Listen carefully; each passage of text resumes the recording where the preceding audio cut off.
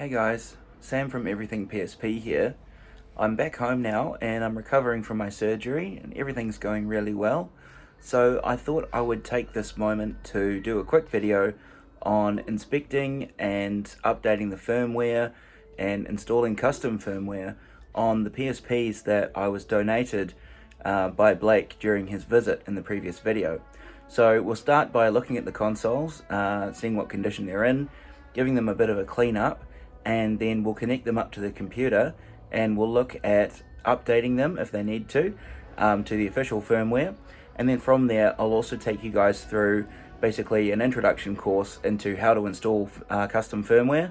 So if you've never done this with a PSP and you're a bit unsure as to the process, how to go about installing custom firmware, this will serve as a really neat tutorial. It's nice and simple, there's not a lot of steps, it's pretty straightforward these days.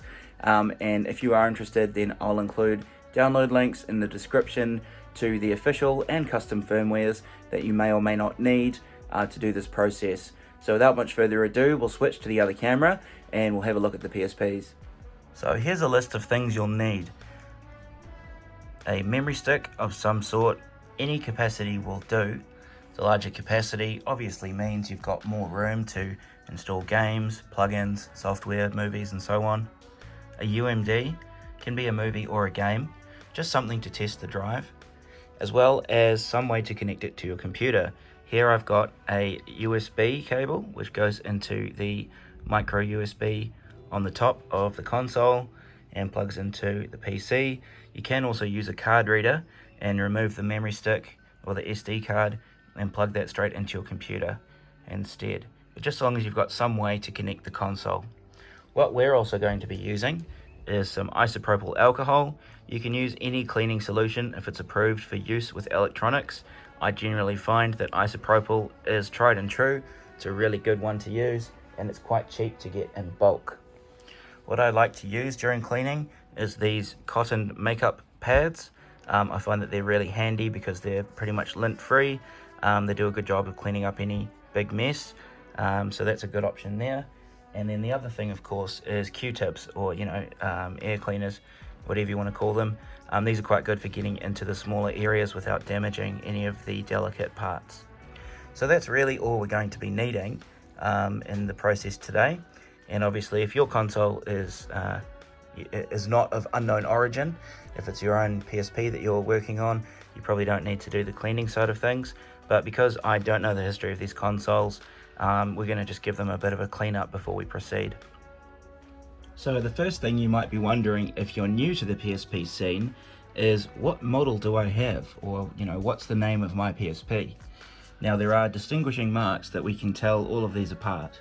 We'll go from the first generation all the way to the final, and I'll show you how to tell. So this is a PSP 1000. Excuse the damage, it's for an upcoming project, but the 1000 has the signature sort of textured bezel at the top, and you'll also notice that the speaker holes are towards the bottom of the face of the console. Another way to tell is on the reverse. You have this really nice contoured shape. In my opinion, is actually one of the most comfortable PSPs to hold. And another way to tell is also the infrared port at the top, which they removed in later iterations. So that's the 1000 there. After that, they released the PSP 2000. Now the difference here being, you can see the speaker holes are on the top. Another way to tell as well is there's no infrared on the top of the bezel there. If you look at the back of it, it's much smoother now without those detailed features of the contours there. It's much slimmer and lighter in the hand, and personally this is my particular favorite model because this is the one that I spent the most time with growing up. This is actually my daily PSP here, which I've had since the launch of the console. Moving on from that, they went to the 3000 version. This includes an upgraded screen, some better battery life, slightly slimmer, slightly lighter weight. It feels a little bit too light for my liking. It feels a bit cheap in a way, but this is generally the most popular console and the one that most people recommend. You can tell immediately that it's the latest model because it has this PS button instead of the home icon. You'll also notice that the back of the PSP Excuse this, some fluff from my cat. The back of the PSP has this now slimmer ring on the back versus the 2000 has this larger ring. So that's a quick way to tell between the two, is between that and as well as the PS logo. Now, a bit of a odd, I don't know, ugly duckling, or the bit of the odd one out in the lineup is the PSP Street. Now, this wasn't released in all markets, but you can immediately tell because it has this nice matte finish. It also has this built-in, sort of almost like a touchpad home bar, which is a module all in one piece. The back of the console is also quite unique. There's a bit of damage there we'll try and clean up, but you'll notice the UMD drive itself sort of comes out in one large piece on the back. That's the battery compartment there. So that's quite a different looking model, as well as the trigger buttons are solid. They're solid plastic, rather than being clear in some of the other models. One speaker here, and this model has no Wi-Fi. There's no connectivity, so if you want to play your PSP with friends, I would avoid this. But if you're just doing solo, you want to just jam a few games, this is a great option. They can generally be had for a little bit less than some of the other consoles, and if it's just something to keep your kids busy on a road trip, this would be perfectly fine. I actually quite enjoy the way these feel with the matte finish, and have come to enjoy the PSP Street, although it doesn't have some of the functionality of its predecessors. Now, the other one we've got here, of course, is the PSP Go. Now, the PSP Go is unique in the sense that it slides open like an old Motorola Sidekick. A lot of smartphones and technology of this era was doing this kind of thing. You got the joystick there, the button layout is quite different, and on the back you also have your trigger buttons here. Now, what's cool about the PSP Go is it did come with an optional dock, which you could then have it plugged in, very much how the Nintendo Switch does. You could plug that in and send the signal to the TV. It also has built-in Bluetooth, meaning that you can pair this with a DualShock 3 controller and you can play games without having to mess around with those small buttons. Generally speaking, this is more of a collector's item. It's quite a cool little piece of kit. One thing to keep in mind is that the expansion media is not your standard memory stick. There is a mod that has to be done first in order to allow you to use a SD card or a memory stick to expand that storage. So this PSP Go has been in my collection for a while. It's actually on loan from one of my viewers, and I will be addressing this in the future. We'll be doing a bit of a clean, a refurbishment, and installing custom firmware and expanding the storage, so keep an eye out for that. Now that that's out of the way, we know the difference between the consoles. We're going to have a look at the ones I was given during the hospital stay, which was this PSP 3000 and this PSP Street. So the first thing we'll do is have a quick look around the consoles and inspect them for any damage or any obvious signs of wear and tear. This is probably a good time to mention the charging requirements for the PSP. All Sony PSPs require a 5 volt 2000 milliamp power supply. Now, the PSP official one obviously is calibrated to work precisely to that specification. You can, however, use a general USB power supply, and what you can do is get an adapter cable online for quite cheap that has this type of connection on the end. You just really need to make sure that the grounding follows this pattern here. So you got the positive, I think it's positive center, and the outside is grounded. But do your research, make sure that the pinout matches this when you're selecting your power supply, and that it is supplying at least 2 amps of current. You can go slightly over, but if you go under, if you have 500 milliamps, then it just probably won't charge. And voltage, do not exceed voltage, do not alter the voltage. It must be 5 volts regardless. Luckily, USB by default is designed as a 5 volt power supply, so that's an option. But if you can, I would always recommend to use the official Sony power supply. Otherwise, you could end up bricking the console or damaging the fuse. Now, I have done a power fuse repair video in the past, which I can link in the corner for you if that is your issue. But you should see when you plug in the console, you get this nice orange light. That's going to show us that the console is charging, and we can now turn it on. So sliding on the power, we've now got life. You can see that the console is working just fine. So this one really doesn't seem to have any issues at all. What we're going to do is just hop into the system settings. We're going to confirm what firmware it's on. So if you go down to system information, you can see that the software version is displayed here. This one is on version 6.6 official firmware. Now this is the second to last iteration of the custom firmware. Now things have probably changed, but the general recommendation, at least from myself, has always been that for a PSP Street, 6.6 is fine. For all the other models, 6.61 is probably the way to go. So from here, we know that it's up to date to the firmware that we want. We can then go and install the custom firmware package, which I'll show you in a moment. Before we do so, we're going to just test its functionality. So the first thing we'll do is bring back that memory card from before. And on the Street, this one just goes straight in the top here. There's no cover or anything to worry about. So we're going to turn that up, place it in here, and it goes in with some resistance. Oops. And then you'll hear it click into place. The activity icon here shows when the stick is being read, and so you should be able to see that now it's being displayed. It can pick up the memory stick, and when we select it, there is nothing on the card. When there's actually a file for the card to read, then that indicator will flash orange, showing that the card is being read. But we've confirmed that the console, the buttons seem to be working okay, the speaker is working fine, the display looks really nice actually on the Street. It's one of my favorite screens on this Street model. We'll also just check the UMD drive, seeing as we're here. So we're just going to open the back up, and we're going to place the disc into the console. Now generally with the UMDs, you want to have it so the disc is facing towards the front. Don't remove them from this white casing. That's how they are. It's like a cassette, and what happens is when the drive comes and grabs this, it will spin it inside this cassette, and the laser reads it in this window here. So we're going to slot that into the metal bracket there, facing the front of the console, and just close the lid. And you should be able to hear it spin up when it's reading the card. Sorry, there's quite a bit of cat fur on the blanket there.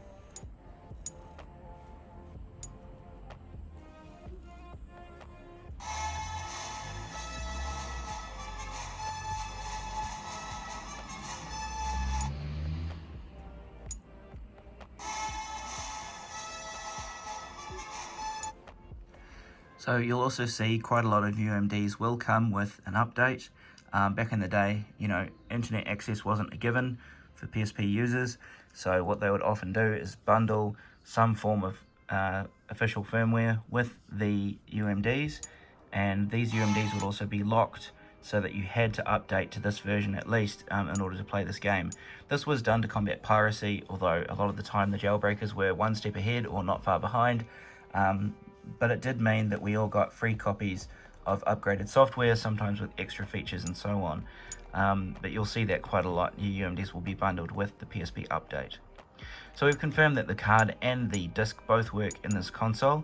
So it looks like the only thing left to do is to unplug it, give it a bit of a clean. So to clean the console, all we're going to do is put a very small amount of isopropyl and dab it onto the end of the cotton pad, which I'll just quickly do off camera. Okay, so there's a bit of ISO on there, and we're just going to wipe. You'll see it evaporate quite quickly.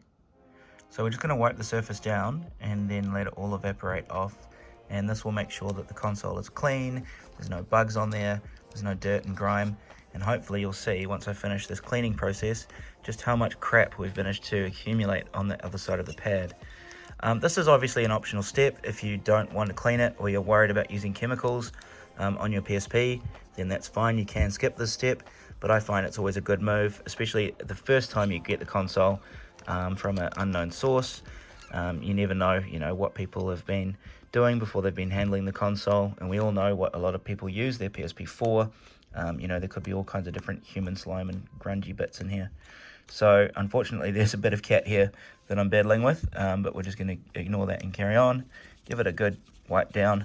It's not going to be perfect, obviously. If there's any scratches, it's not going to get rid of those, but we're just trying to avoid any grit and grime. So surprisingly, this is one of the cleaner PSPs I've ever come across on the used market, at least. The pad doesn't really have there's a very mild discoloration, but it's not too bad. but you can see now the surface is all nice and clean, except for a bit of cat hair, which is quite persistent. Yeah, but that's cleaned it up nicely, so we know that when we're handling that, that's going to be safe for us, and that's going to be as clean as we can make it, really. Now on the back, however, there is a bit of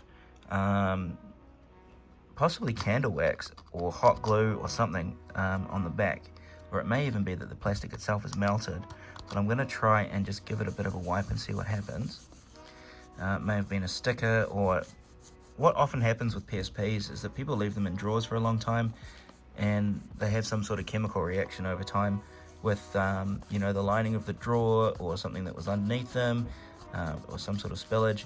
So this is quite stubborn. I don't know if this is going to come off just with a bit of ISO, but we're just going to clean the whole back of it anyway while we're here. Give that a good wipe down. Okay, so that PSP is nice and clean.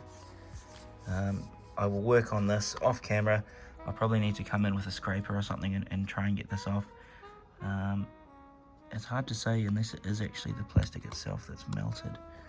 Okay, so it's plugged in to the USB cable to the PC. I'll now switch to screen recording and I'll show you what to do next.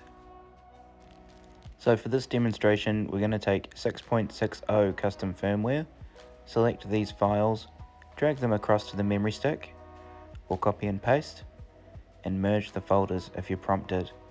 Now later in the video, I'll be showing you the easy install packs I've created, which takes a lot of the guesswork out. But if you just want to install the custom firmware, then this would be the way you'd go about it. Now we can eject the PSP. Okay, so we've got our files being transferred onto the PSP. We can now escape from USB mode by pressing circle and removing the cable.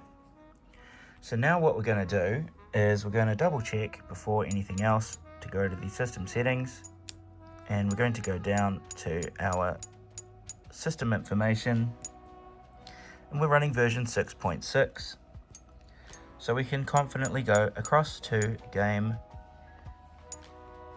and now we can run the Pro update.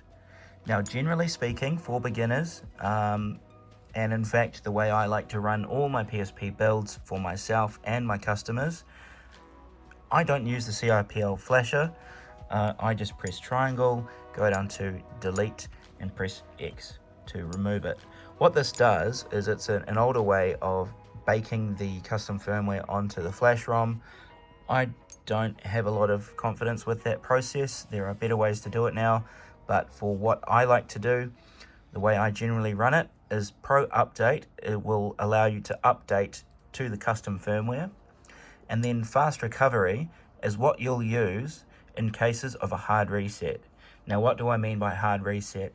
Any time that the PSP completely loses power, so the battery is completely drained, or for whatever reason it crashes and it has to reboot itself, you will just come in here and run Fast Recovery and it will boot you straight back into CFW.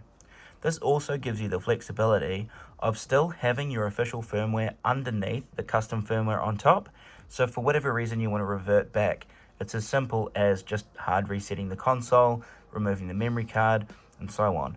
Rather than having to completely uninstall the CFW, it's just operating as a layer on top of the base official firmware underneath.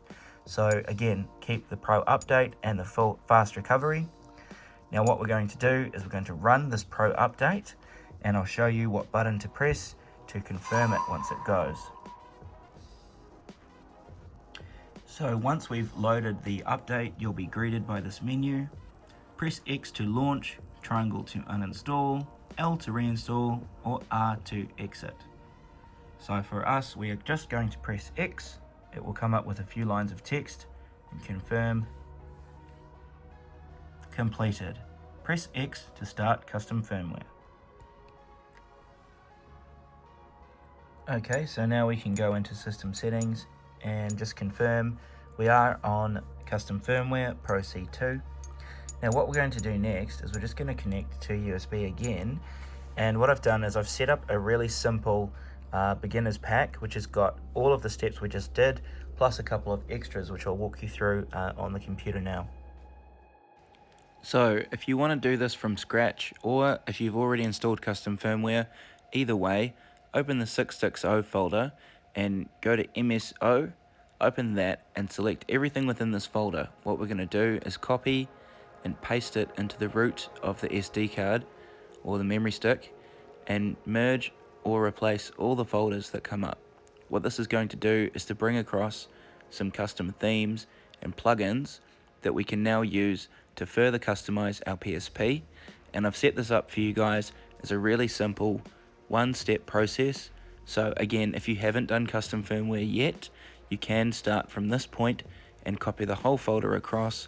It does include the Pro update, the official update, and the fast recovery, as well as the plugins that we want in the form of CXMB, so that we can also run custom themes to finish off our custom setup. So you can see just there was the Jinx wallpaper that I like, so I've included that for you guys, as well as a bunch of different tools that you can use to help with identifying what PSP you have and so on. We'll have a look at those on the console now, so just eject the memory card. Okay, so we've just put across my easy install kit onto the PSP. I'm going to go back here and disconnect it, and I'll show you what's on the kit. But what we can now do is, if we press select and we go down to reset the VSH, this will enable one of the plugins we've just added. So with plugins, they're like extra little bits of software you can install on top, and already you can see that it's booting into a custom theme there. Alright, and here we are. Okay, so we're all set up now. If we go back into the themes, you'll be able to see, if you go theme, there's now quite a few different options to choose from. These are all custom themes that are compatible with 660, and if there's any others that you wish to use, just make sure they match that firmware version that you've got there. So if we go down and have a look, there's quite a few that I've added, but as I say, if there's any ones that you want to have a look at, go for it. Just make sure they are compatible with 660 for the custom firmware there. Now I just want to quickly show you guys where you put the games. If it's a PSP game, or if it's a PS1 game, or a PSP Mini, they are slightly different. So any kind of game or file that has an EBOOT, like a PS1 Classic, would go into the game folder. This is also where you do put a lot of emulators, third-party stuff, homebrew and that sort of thing. They all go into the game folder. However, for an ISO, like an actual PSP game, an ISO format, you would instead put those into the ISO folder, which if you go back to the root of the memory stick, you will see a folder called ISO. Once you install the custom firmware, that folder will be there. If it's not, just create one called ISO and you can place your game in there. Any game that you have PSP format with .iso at the end will work just fine. I can't tell you exactly where I've got all of these games from, but if you look closely in the video, there was a hint somewhere, and I'm sure if you did a quick Google, you'd probably find a lot of people seem to have a bit of a romance with a certain CD website that does have quite a lot of ISOs that you can download, as well as the eBoots and a lot of ROM hacks and that sort of thing. So now that we've copied our game across, I'll just go and quickly show you how it looks on the PSP. It'll be under the game section of the memory stick, and then we'll continue on with our easy install pack. Alright, so we've put an ISO onto the memory stick just to show you guys how that's going to work. And if we come across now to game, go to the memory stick here, we will see, whoops, just ignore that. This, actually, it's a good point to talk about this.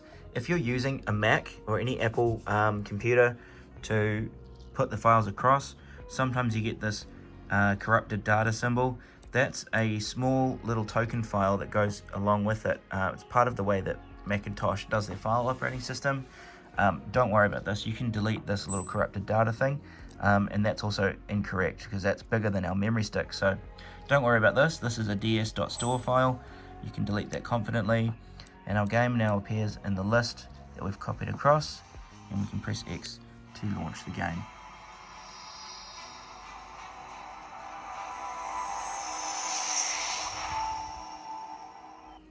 Okay, so we've successfully installed custom firmware, we've added custom themes, and I've shown you how to put the game onto the console.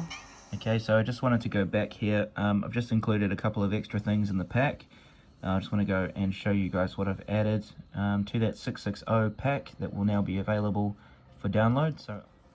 Okay, so now that we've added the extra features onto the pack, I just want to quickly show you guys what's on there.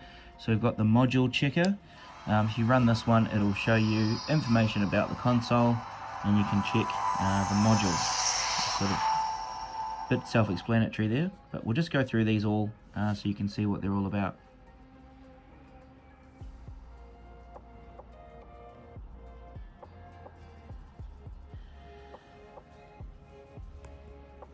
Okay, so you can start detection.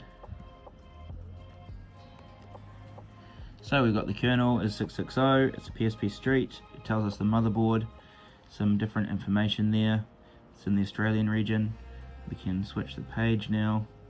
Battery status is 90%. We've got the temperature, the voltage, and we can go through and just learn all the different stats about. You can edit some of these entries, but I probably would leave most of this intact unless you know what to do, but it's just a handy there we go back, just a handy tool if you want to find out specifically the information about your PSP. Homebrew sorter, this will allow us to change the order in which the icons appear, which you could then supplement with categories light. I've covered the categories light plugin in a different video, but I won't get into that just here. It's not for everyone, so I want to make this pack as easy and as accessible for everyone as I can. So basically this is your different apps, and you can press X and then you can move them around, so you can change the order of them. So now we've got Homebrew sorter at the bottom. So what I generally like to do is have my games at the top and then the software at the bottom. We've only got software at the moment, so I'm just going to keep it relatively straightforward, but that's sort of how it works. So you can put PSP ident at the top, maybe you want PSP tool to be the next one, and so on. Once that's done, you press the start button. That will save your list, which is normally indicated by this icon will flash. Once that's been completed, you can then quit out of it, and it will reset the game, or reset the console rather, with the new order that you've selected.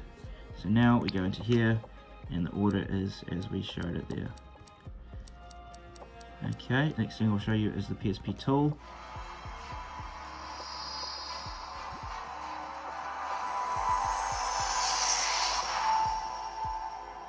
So this is just another handy tool to have available to you.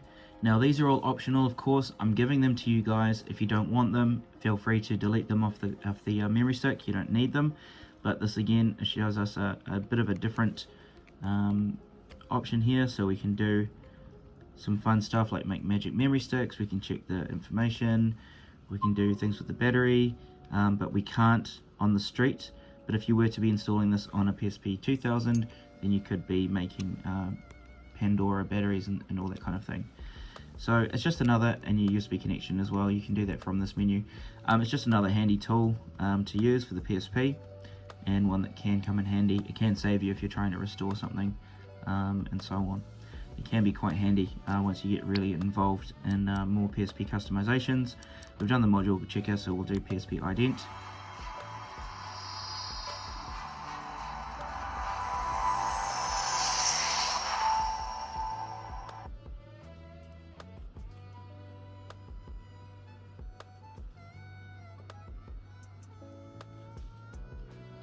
And again, this is going to tell us all the information about the PSP just as a quick snapshot, and you can verify this by checking with the other PSP identity tool that we have there.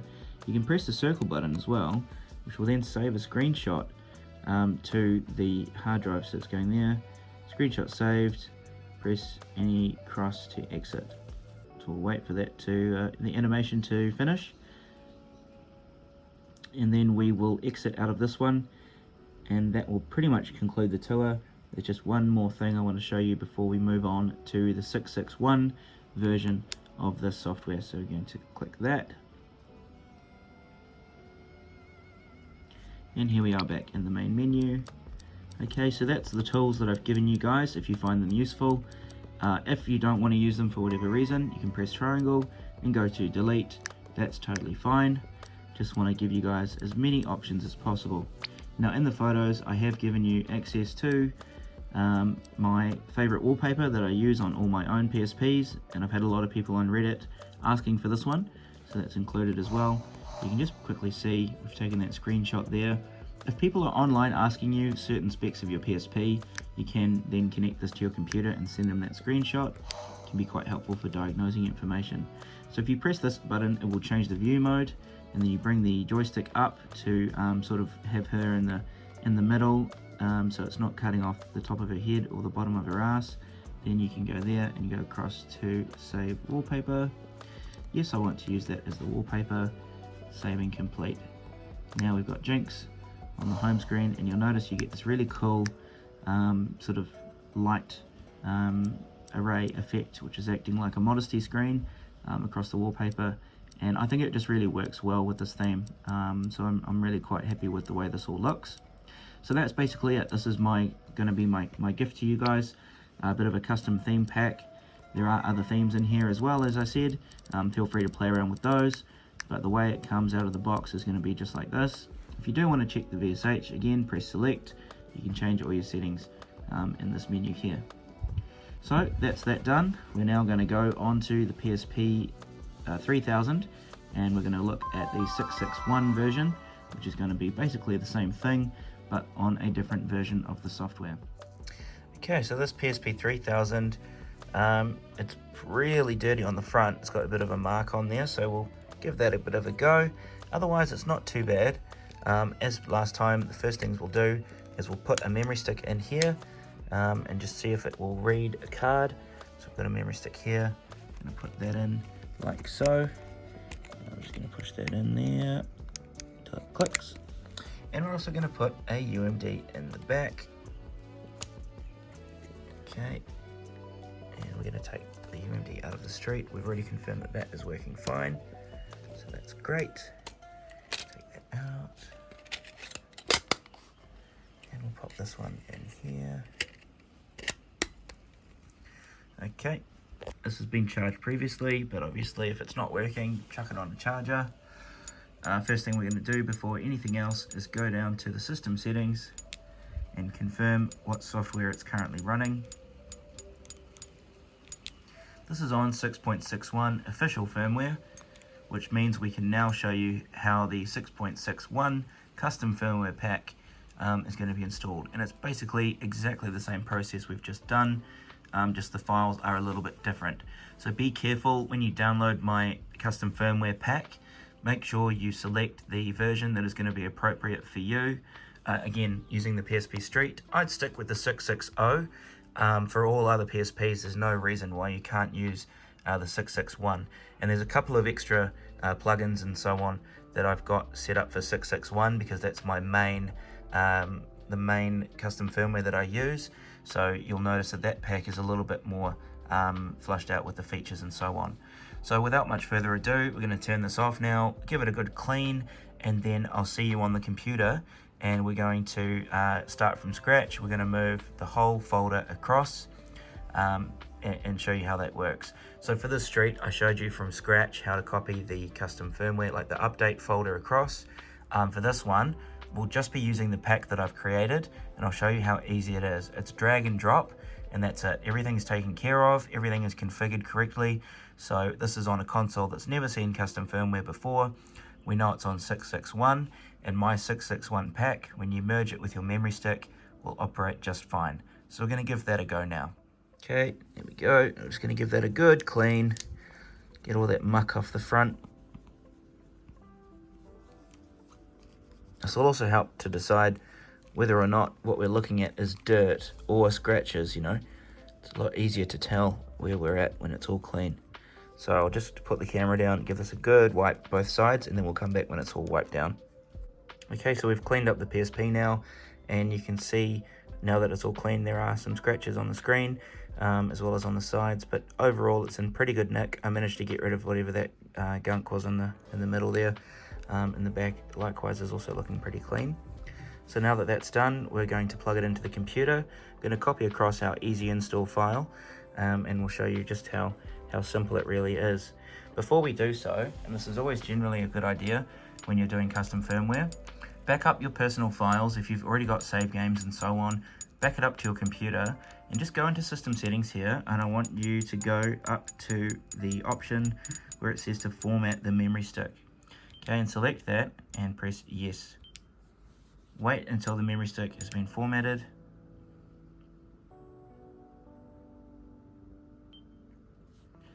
And then connect to USB. Now, like before, we'll plug that in. Okay. And I'll see you on the PC for the next step. So for this, there's only one step. For the Easy Install Custom Firmware Pack, select the folders that are inside MSO, copy and paste them into the root folder of your memory card. Merge any folders if prompted and let it copy across. So while this is copying across, I thought it would be a good point to mention, you do want to make sure that you have at least 170 megabytes of free space available. Now generally if you're doing this kind of stuff, it's because you want to be adding games onto your PSP anyway, so chances are you probably have a higher capacity memory stick to work with. For the demo purposes, I'm only using a 512 megabyte card that I had from years ago, but you'll see in my daily PSP, what we're actually running and what I'd recommend you using is a micro SD adapter card. Now you do have to be a little bit delicate with these because they are a bit fragile, but this then allows you to run a micro SD in a Memory Stick Pro Duo housing. This allows you to run much larger capacities, and they're also way cheaper than trying to get an official memory stick, especially these days. So this one is actually 128 gigabytes of free space. And that means I can run all the games that I want, plus still have heaps of free space for anything else as we go along. You can do up to 256. There are also card adapters that allow you to put 2 SD cards in and format that as one.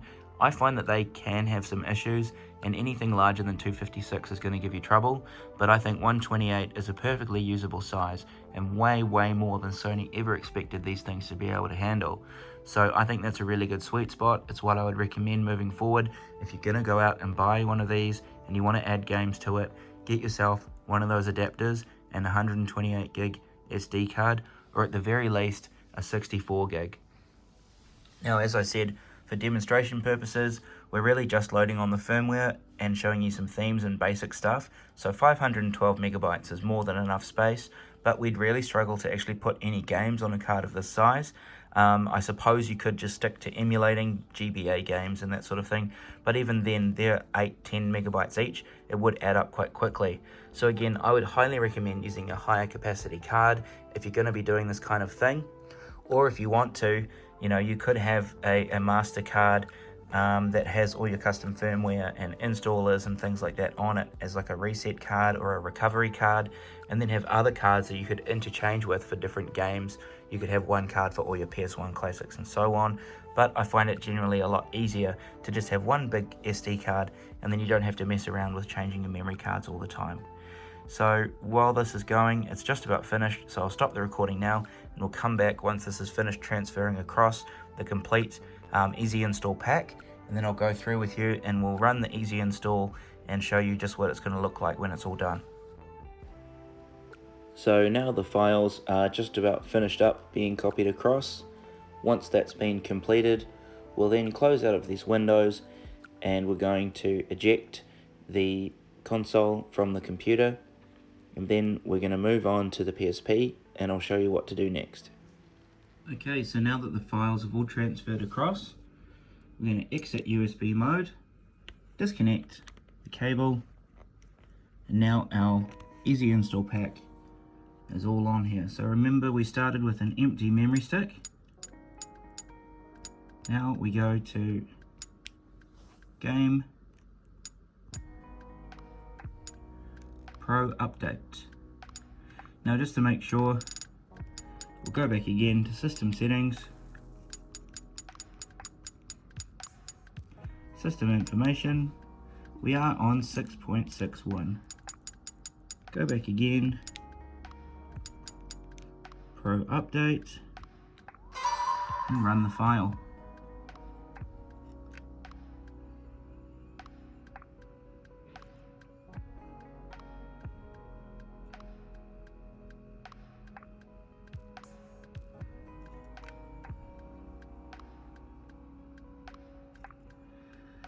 Just as before, we now have the option to press X to launch custom firmware, and now we can press X again to start the custom firmware.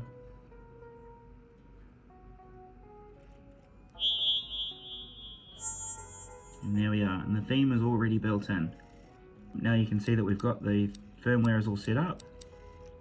You go back into game, you'll see all the same tools that we discussed in the 6.60 version, as well as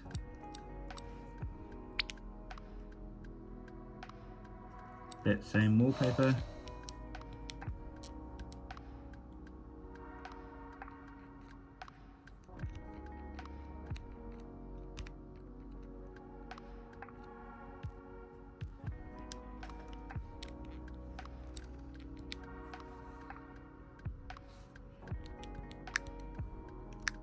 Okay, so that has the same look now across both versions. Where this does differ, if we go into theme, the selection of themes on this version is slightly different. So there are some different themes here, just depending on what's compatible with each software version. And the reason that I've done two different packs is because a lot of plugins will be for 660 or 661, but not always both. So I'll show you the cool PS5 theme actually, because it's quite a nice one. So basically, if there's something in particular you want to be doing, double check the requirements of the firmware you need to be on. 660 has a lot more support, 661 is more current. Okay, so that's the PS5 theme there. So basically this is all set up now, just to give you a good idea of what's possible, both with both versions of software. And now we've jailbroken both of the PSPs that we were given very easily with just one file copying across. So the other thing, which I'll have to use my PSP 2000 just to show you quickly, in the 661 pack will be this special feature. The home button doesn't work on the 3000 at the moment, so I'm just going to show you on this console. But if you, from the home XMB, if you press home, it brings up the, I think you have to press it a couple of times, it brings up the PSP Go Clock. So they've actually managed to import this clock feature from the PSP Go back to the PSP 2000, 3000, whatever. So it's a pretty cool feature. It's quite handy, and you can also view as a calendar. So if you want to have that on, you know, just displaying the calendar, it's quite cool. It's just an extra bonus feature. So if you press the home button from the XMB, that will come up for you in the 661 easy install pack. But that about wraps it up for today. So just let me know in the comments below if you have any issues. I'll leave the downloads for you guys in the description, and hopefully that will make installing the custom firmware a lot easier for everyone. Once again, thanks for watching, and I'll see you next time on Everything PSP.